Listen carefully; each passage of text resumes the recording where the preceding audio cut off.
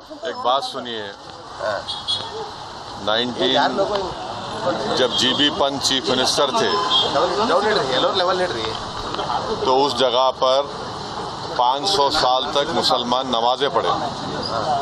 कांग्रेस के जीबी पंत मुख्यमंत्री थे, रात के अंधेरे में उसमें मूर्तियां रख दी गई। मेरी मस्जिद थी, है और रहेगी। उन्होंने मूर्तियां नहीं निकाले और फिर वहाँ पे कलेक्टर थे जिनका नाम था नायर साहब मस्जिद बंद करा के वहाँ पर पूजा शुरू कर दिए और 1950s में नायर साहब जनसंघ के पहले मेंबर ऑफ पार्लियामेंट बने।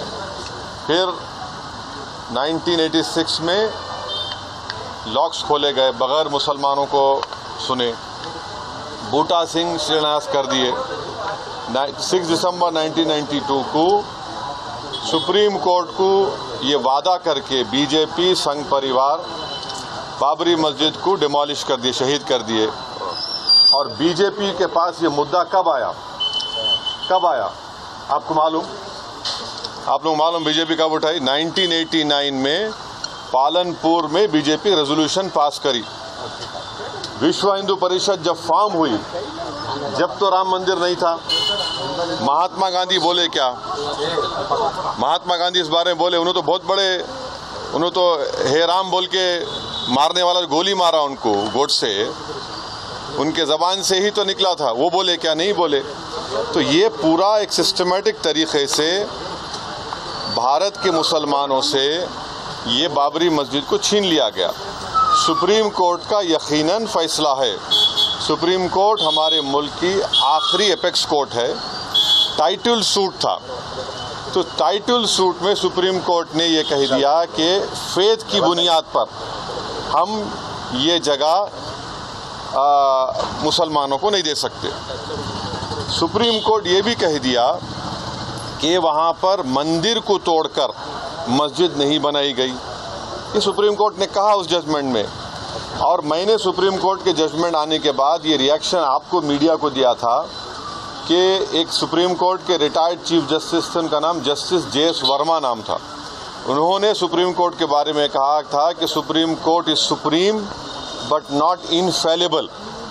ये उन्होंने कहा था, मैं फिर से कह रहा हूँ। और मैंने उस वक्त ये कहा था कि ये जजमेंट आने के बाद ऐसे कई मुद्दे खुल जाएंगे, जिसको अंग्रेजी में बोलते हैं Pandora box will be open.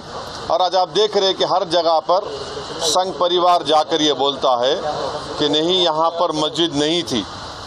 ये मेरा मानना है, ये मेरा बोलना है, हम ये बोल रहे हैं।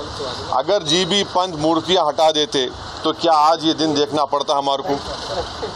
अगर 1986 में ताले नहीं खोले जाते तो क्या आज ये दिन आता? क्या अगर 6 दिसंबर को बाबरी मस्जिद डेमोलिशन नहीं होता तो क्या ये दिन देखना पड़ता? ये सवाल है हमारे, इसका जवाब कोई दे ही नहीं रहा है। और फिर ऊपर से जो अपने आप को सेकुलर बोलते हैं, वो बोल रहे हैं कि दिल्ली का मुख्यमंत्री और जो अलायंस में है, हम हर ट्यूसडे को सूरजकंड पाठ और हनुमान चालीसा स्कूल में, गवर्नमेंट स्कूल में पढ़ाएंगे। गवर्नमेंट स्कूल का कोई रिलीजन होता है क्या? हाँ, अभी तो सबका झगड़ा चल रहा है। क्या झगड़ा है ये? झगड़ा क्या है? अगर मोदी नहीं रहते तो हम भी चले जाते। हम उन सब से पूछ रहे कि बताओ, ये जो मैं बातें कर रहा हूँ, 3 इंपॉर्टेंट इंसिडेंट्स बोल रहा हूँ। जीबी पंत जब चीफ मिनिस्टर थे 1986, 6 दिसंबर 1992, इस पर क्या बोलना है आप लोगों का? बोलो। कोई नहीं बोलता। इसलिए नहीं बोलता क्योंकि सबको मेजॉरिटी कम्युनिटी के वोट्स को हासिल करने का झगड़ा है। और नरेंद्र मोदी ये काम करके मेजॉरिटी वोट्स को कंसोलिडेट करना चाहते हैं और इससे एक पैगाम दे रहे हैं भारत के मुसलमानों के कि आपका भारत की पॉलिटिक्स में आपका क्या मुकाम है, आपकी प्लेस क्या है, ये बताया जा रहा है। बस। ओके।